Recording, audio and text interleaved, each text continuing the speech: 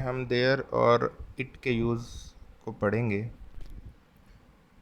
Sentence में किसी भी चीज़ की प्रेजेंस को और अनप्रेजेंस को शो करने के लिए हम देयर का इस्तेमाल करते हैं, और ऐसे सेंटेंसेस में देयर का मतलब वहाँ नहीं होता, और इस सेंटेंस के अंदर आपको एक्शन वर्ब भी नहीं मिलेगा। जस्ट इन्फॉर्मेशन दी जाती है किसी भी चीज़ की प्रेजेंस या अनप्रेजेंस को शो करने के लिए। यहाँ पे कुछ एग्जाम्पल के लिए सेंटेंसेस हैं। इस कमरे में 3 दरवाजे हैं। अब यहाँ पे ये सेंटेंस किसी भी चीज़ की प्रेजेंस को शो कर रहा है, मौजूदगी को शो कर रहा है, तो वहाँ पे हम देयर को एज ए सब्जेक्ट के तौर पे यूज़ करेंगे। There are 3 doors in this room. There हमने इस्तेमाल किया, उसके साथ हेल्पिंग वर्ब, और क्योंकि यहाँ पे मेन वर्ब की ज़रूरत नहीं है, क्योंकि इन सेंटेंसेस के अंदर आपको कोई एक्शन होता हुआ नज़र नहीं आ रहा। जस्ट देयर हम वहाँ पे इस्तेमाल करते हैं जब किसी भी सेंटेंस में हम किसी चीज़ की प्रेजेंस या अनप्रेजेंस को शो करते हैं। नेक्स्ट सेंटेंस है, दरख्त पर बहुत से परिंदे हैं। There are many birds in the tree. अब ये सेंटेंस भी चीज़ों की प्रेजेंस को शो कर रहा है। यहाँ पे एक्शन कोई नहीं है, मीन के बर्ड जो है कोई एक्शन करता हुआ दिखाई नहीं दे रहे। जस्ट ये बताया जा रहा है कि वहाँ पे उनकी प्रेजेंस है। आज दुनिया में अमन नहीं है। There is no piece in the world today. क्या इस शहर में कोई कॉलेज है? Is there any college in this city. Sentence के स्ट्रक्चर को भी याद रखना है कि हम देयर का इस्तेमाल करते हैं। अगर इंफॉर्मेशन प्रेजेंट टेंस में है तो हम प्रेजेंट टेंस इस्तेमाल करेंगे। अगर इंफॉर्मेशन आपकी पास्ट टेंस में है तो फिर हम पास्ट टेंस का इस्तेमाल करेंगे। जैसा कि नेक्स्ट सेंटेंस में है, जंगल में बहुत से जहरीले सांप थे। There were many poisonous snake in the jungle. अब पास्ट में था तो देयर के साथ हमने वर का इस्तेमाल किया। इस मकान में कोई बावर्ची खाना ना था। There was no kitchen in that house. तो वो सेंटेंस जिसमें हम किसी भी चीज़ की प्रेजेंस को या अनप्रेजेंस को शो करते हैं, उस सेंटेंस में हम देयर को एज ए सब्जेक्ट के तौर पे इस्तेमाल करते हैं, और इन सेंटेंस में देयर का मतलब वहाँ नहीं होता, ये एज ए सब्जेक्ट के तौर पे यूज़ हो रहे होते हैं। आगे और सेंटेंस हैं, क्या आसमान पर बेशुमार सितारे थे? There were numerous star in the sky. Were there numerous star in the sky. क्या आसमान पर बेशुमार सितारे थे? वहाँ मेज़ पर बहुत सी किताबें हैं। There are many books on the table there. अगर सेंटेंस में वर्ड देयर भी यूज़ हो रहा हो तो फिर हम देयर को भी सेंटेंस के लास्ट पे यूज़ करते हैं। वहाँ मेज़ पर बहुत सी किताबें थी। There are many books on the table there. वहाँ कोई तमाशाई ना था। There was no Spectator there. इसकी काबिलियत में कोई शक नहीं है। There is no doubt in his ability.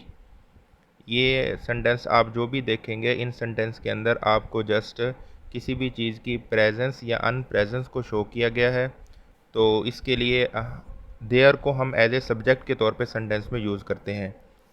Interrogative sentence होगा तो वही इंट्रोगेटिव वर्ड से स्टार्ट होगा।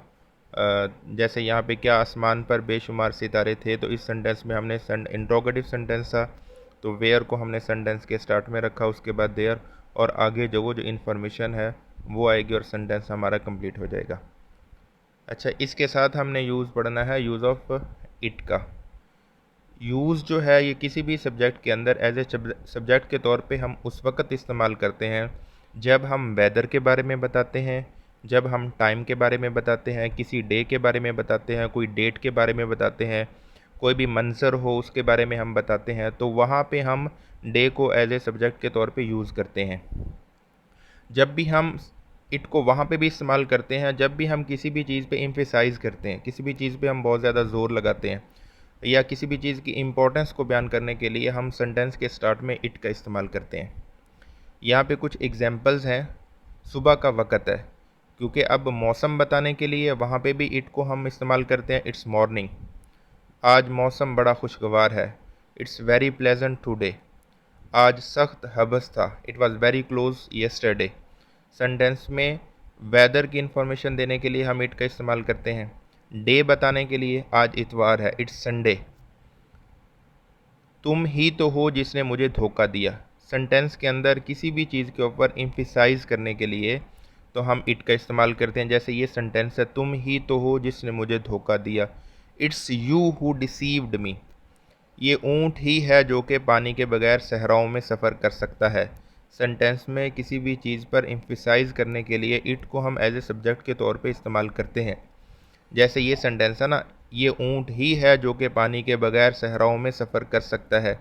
It is the camel which can travel without water in the desert. ये शर्म की बात है कि तुम मुझे धोखा देते हो। It is a shame that you deceive me. वालदैन की खिदमत करना हमारा फ़र्ज़ है। It's our duty to serve our parents.